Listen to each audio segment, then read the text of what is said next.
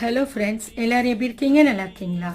இந்த சம்மர் சீரீஸில் இன்றைக்கி நம்ம பார்க்க போகிற ரெசிபி பாரம்பரியமான பலரசம் தான் பார்க்க போகிறோம்.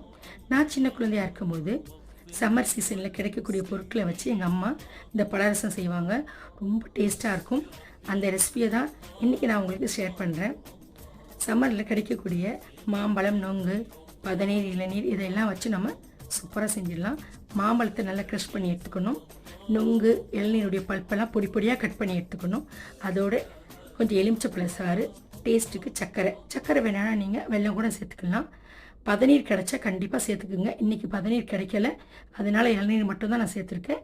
இளநீரும் சேர்த்து நல்லா மிக்ஸ் பண்ணிவிட்டு ஐஸ் க்யூப்ஸ் போட்டு கூலாக ஒரு கிளாஸ் குடித்தேன்னா சும்மா அப்படி இருக்குங்க. ஒரு கிளாஸ் குடித்ததுமே அப்படியே நம்ம உடம்புக்கு ஒரு பூஸ்ட் வந்த மாதிரி இருக்கும்.